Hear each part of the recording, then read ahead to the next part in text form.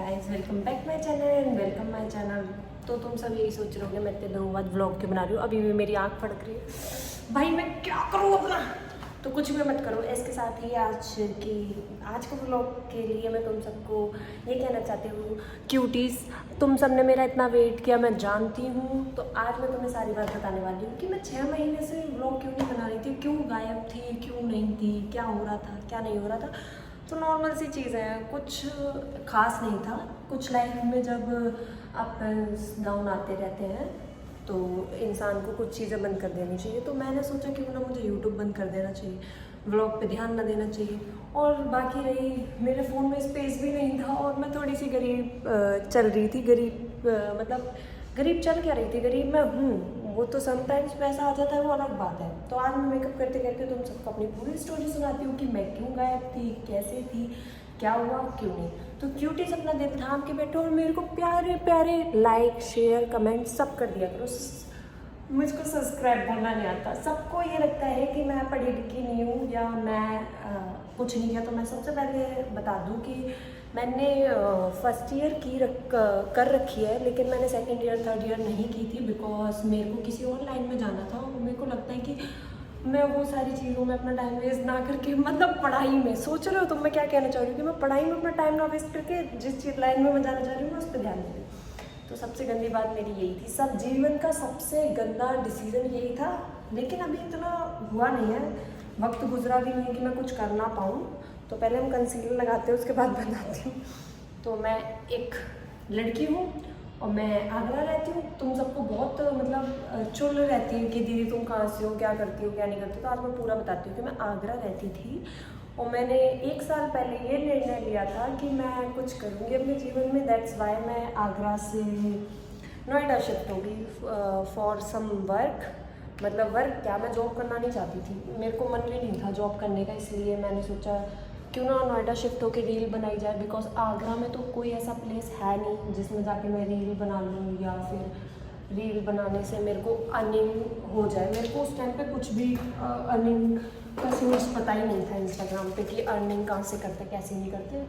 फिर धीरे धीरे मैंने थोड़ा सा अपने ऊपर गौर दिया और मैं चली गई नोएडा।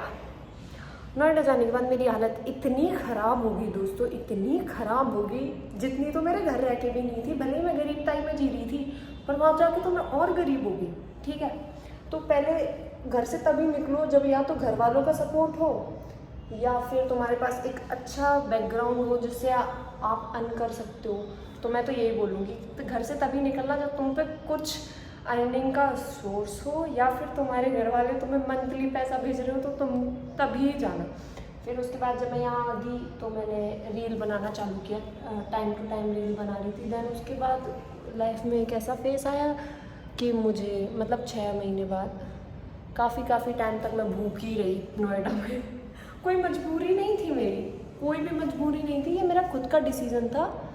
फिर मैंने बोला कि अब मैं तो यार कुछ कर ही नहीं पा रही जीवन में। मैं नोएडा के भी वही सीन चल रहा है और वहाँ रह के, घर रह के भी वही सीन था। तो मैंने सोचा क्यों ना अब जीवन में कुछ और किया जाए। तो मैं खूब लोगों से बात करने लगी जिससे मुझे पता चले कि इंस्टा से अर्न कैसे करते हैं सारी चीज़ें। तो मुझे धीरे धीरे पता चला कि रील के प्रोमो आते हैं, प्रोमो करते, ब्रांड प्रोमो करते, उसके बाद धीरे धीरे पैसा आता है। चाहे तो मैं कुछ भी मिल रहा हो, बार्टर, कुछ भी कोलैब, कुछ भी फ्री का, वो सारी चीज़ें कर लूँ।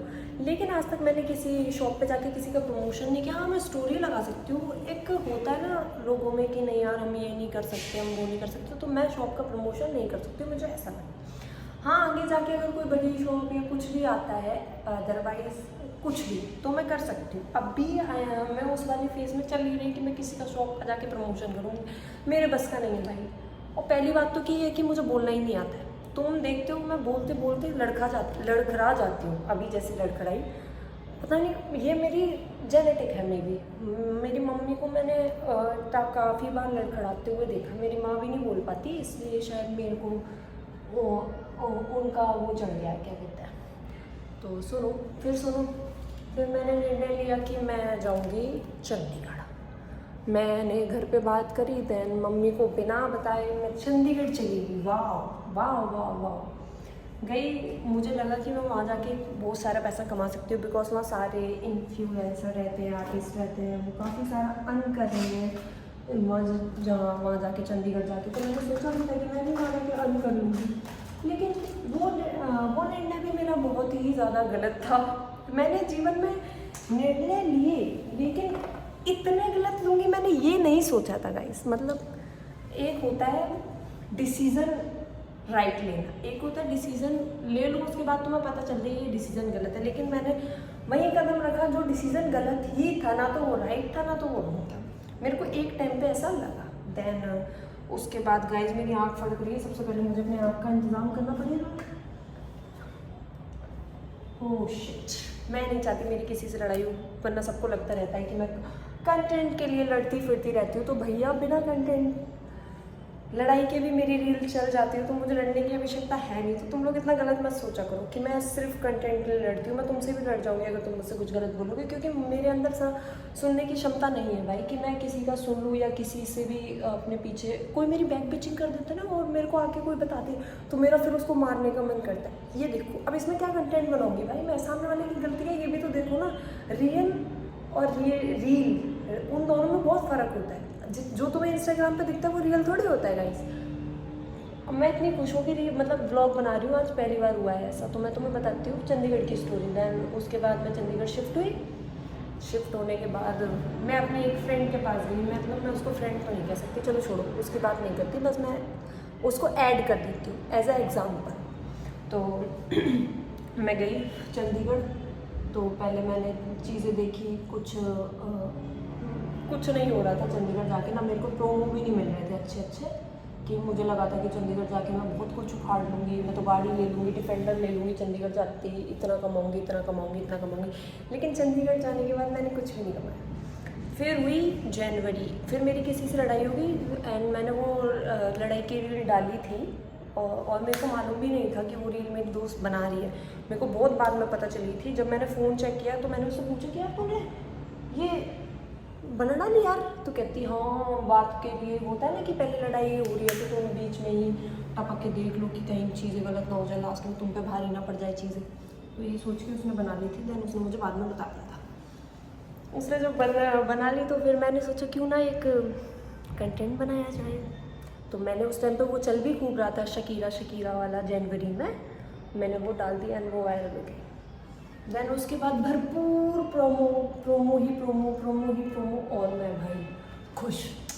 फिर मैंने अपने बाबा के पास गई, मतलब हनुमान दादा के पास गई। मैंने उनको बोला थैंक यू सो मच, अब मैं सारी चीज़ें आप पर छोड़ के जा रही हूँ, आपके ऊपर है, आपको मुझे संवारना है या बिगाड़ना है वो आपकी जिम्मेदारी है। मैं कुछ नहीं कहूँगी इसमें, तुम मेरे को बना दो या मेरे को बिगाड़ दो, बस मैं इतना ही चाहती हूँ, कुछ नहीं। उसके बाद सब बढ़िया होता रहा बाबा की दुआ से, और अभी भी सही चल रहा है। फिर उसके बाद 3 महीने तक मैं चंडीगढ़ रही। चंडीगढ़ में मोहाली की साइड पर रही थी मैं।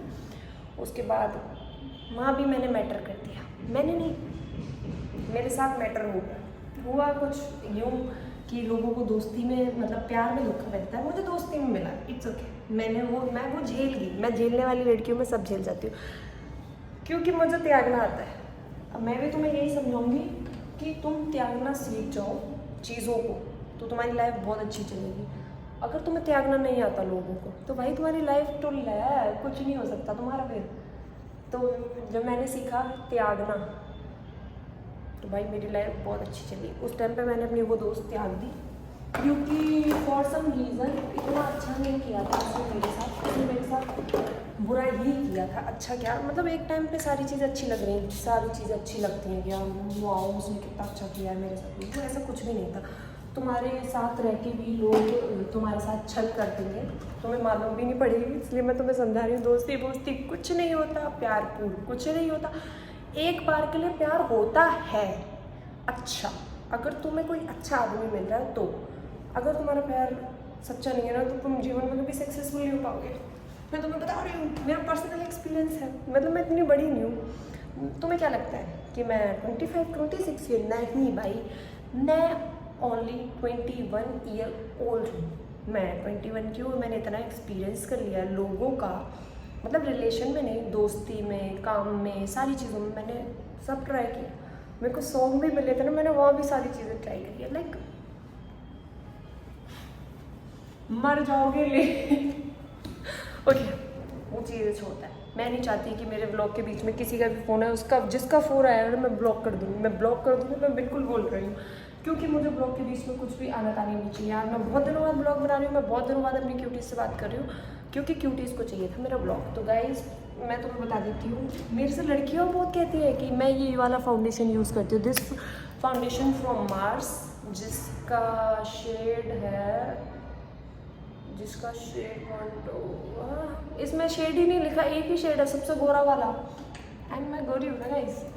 तो फिर मैंने 2-3 सॉन्ग किए, उसके बाद मेरे को थोड़ा सा काम मिलना चालू हो गया, प्रमोशन, फिर मैं अच्छा खासा कमाने लग रही हूँ।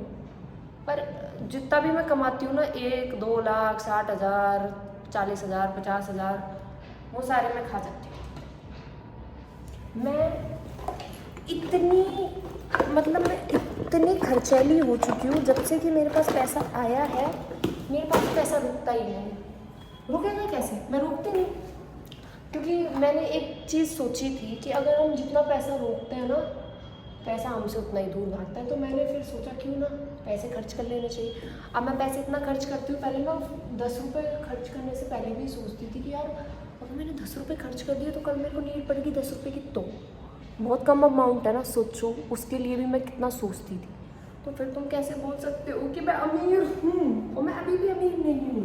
मैं उतना जितना कमाती हूँ मैं उतना ही खर्च करती हूँ। मैं खुद पे खर्च कर सकती हूँ या तो अपने बॉयफ्रेंड पे खर्च कर सकती हूँ, बस। इसके अलावा मैं किसी पे खर्च नहीं कर सकती हूँ। It's my personal experience. जब तुम कमाने लग जाते हो तो तुम सिर्फ अपने ऊपर, फैमिली के ऊपर और अपने बॉयफ्रेंड के ऊपर ही खर्च कर सकते हो, वरना कहीं खर्च करने का मन नहीं करेगा। मैं चुप हो गई क्योंकि मैं मस्कारा लगा रही हूँ। देन उसके बाद आई विल डिसाइडेड टू वापस आना नोएडा, जहाँ मैं पहले रह रही थी, जो कि मेरे को बिल्कुल मन नहीं था, पर मैं क्या करूँ, मेरी मजबूरी थी। मजबूरी का नाम कहते हैं, मजबूरी का नाम महात्मा गांधी, महात्मा गांधी, महात्मा गांधी, महान आदमी। And I will decided to go Noida back. मैं चली गई। फिर मैंने अपने आगरा में एंटर लिया। मैं आगरा में जाती मेरी लड़ाई होगी। मेरी माँ मेरे से कहती है बेटा तू ना आइए ही ना तू वापस।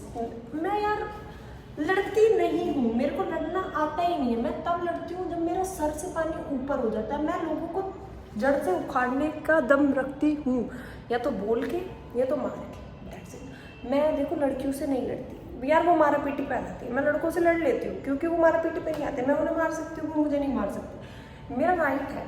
मैं लड़कों को बिना बात के नहीं मारती हूँ, लेकिन उनकी गलती भी तो होती है यार, कुछ वो भी तो देखा करो। तुम लोग मुझसे कहते रहते दीदी तुम लड़ती रहती हो। भाई लड़ती हूँ तो इसका मतलब ये थोड़ी है कि मैं लड़की नहीं हूँ। और बस यही इतना ही था। तो फिर मैं नोएडा शिफ्ट होगी दोबारा से। अब आपका क्लियर हो गया कि मैं कहाँ रहती हूँ। मैं हूँ आगरा से, रहती नोएडा हूँ, कभी चंडीगढ़, कभी नोएडा, कभी कहीं। मैं घूमती रहती हूँ अपने कंटेंट के लिए, क्योंकि मेरे को जीवन में सुकून चाहिए, मेरे को जीवन में पैसा चाहिए। अगर पैसा नहीं होगा तो मैं अपने ड्रीम पूरे नहीं कर पाऊँगी, अपने शौक पूरे नहीं कर पाऊँगी। और मेरे को लड़कों के पैसों पर पलने में बिल्कुल मज़े नहीं आते। मुझे अब सिर्फ अपने पैसों पर पलने में मज़े आते। अगर मैं कमाऊँगी तभी मैं खा पाऊँगी। जब तक मैं कमाऊँ, अब मैं भूखी मर जाऊँगी, लेकिन मैं लौंडों से पैसा नहीं लूँगी। भाई मेरा पहले ये था कि घर से पैसा ले लूँगी जितना ले सकती हूँ। लेकिन फिर एक टाइम ऐसा आता है जब तुम थोड़े से बड़े हो जाते हो तो तुम्हें रियलाइज़ होता है कि नहीं यार, अब तो तुम घर से भी पैसा लेने लायक नहीं रहे हो।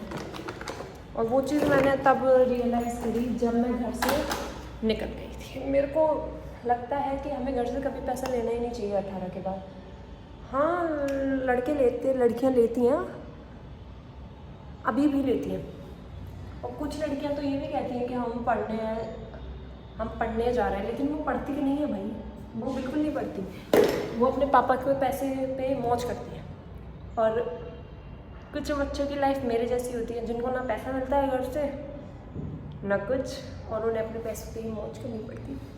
उन बच्चों की लाइफ अच्छी है जो बच्चे घर से पैसा ले रहे हैं। मुझे बड़ी अच्छा लगता है उनकी लाइफ देखने की। भाई साहब वाओ, कि वो लोग कितना अच्छा अचीव कर रहे हैं अपनी लाइफ में कि अपने पापा के पैसे पर पल रहे हैं और मौज भी कर रहे हैं। मैं तो यहाँ मौज भी कर रही हूँ, कभी कभी मौज करती हूँ, कभी कभी मौज नहीं करती क्योंकि मेरे पास पैसा ही नहीं बचता।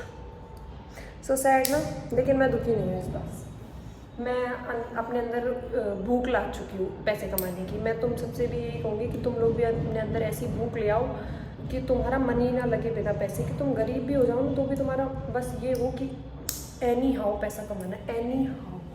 अगर तुम पैसा नहीं कमाओगे तो तुम कुछ भी नहीं हो जीवन में। मैं तुम सबको मोटिवेट करने आई हूँ आज, मेरी क्यूटीज़, कि पैसा कमाओ। घर वालों से पैसा लेने से तुम लोग पैसे वाले नहीं होते हो। जब तक तुम्हारे पास खुद का पैसा नहीं आता तब तक तुम कुछ भी नहीं हो।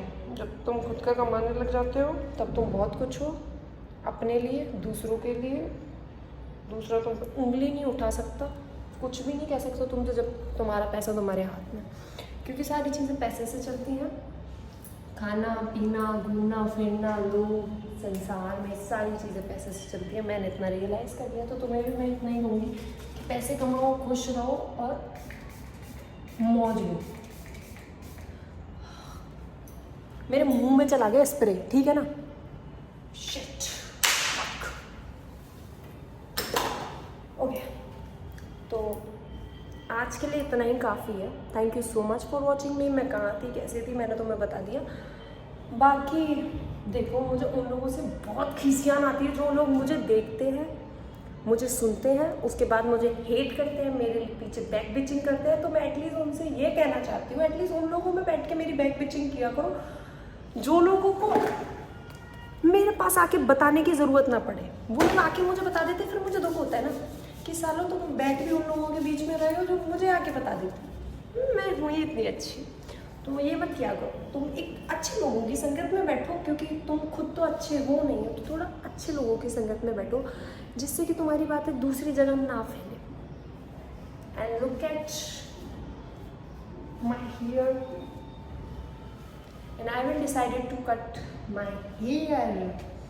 मैं कुछ दिनों में अपने हेयर कटवा लूँगी बिकॉज मेरे से ये हेयर झिल नहीं रहे हैं। ये बहुत बड़े हो गए हैं भाई, इतने बड़े नहीं चाहिए मेरे को। मैं कटवा लूँगी इतने, देन इतने। मैं भले ही बुरी लगूँ लेकिन मैं कटवा लूँगी। मेरे से इतना झाड़ सहा नहीं जाता भाई, नहीं सहा जाता। जल लो तुम, मैं चाहती हूँ तुम मेरे हेयर से जलो, लेकिन नज़र मत लगाओ। नज़र लगाते हो मेरे बाल रोज झड़ते। मेरी माँ मेरे लिए तेल बना बना के थक गई, लेकिन मेरा हेयर फॉल नहीं रुका। Oh nice. So guys, thank you so much for watching me, my cuties. Do subscribe, do comment, do like, do share, do everything. Whatever you want, you can message me anywhere. Okay? Maybe मैं थोड़ी English में चटक हूँ, मेरे को English चटक आती है क्योंकि मैं सीखी नहीं कभी। मतलब इतनी आती कि मैं सामने वाले से बात कर लूँ, सामने वाला मेरे से बात कर ले, लेकिन मुझे ढंग से इंग्लिश नहीं आती। मैं क्या करूँ, मैं देसी आदमी हूँ भाई, मुझे दुख हो रहा है मेरे को। ओके, फिनिश करता है। नेक्स्ट ब्लॉग ऐसा बनाऊंगी कि तुम लोग खुश हो जाओगे। खुश क्या, जो तुम चाहोगे वही ब्लॉग में आएगा। That's it. Thank you so much babies. और तुम्हें जो दूसरा ब्लॉग आएगा उसमें इसकी कहानी सुनाओगे, नाच छिदवाने की। Bye guys.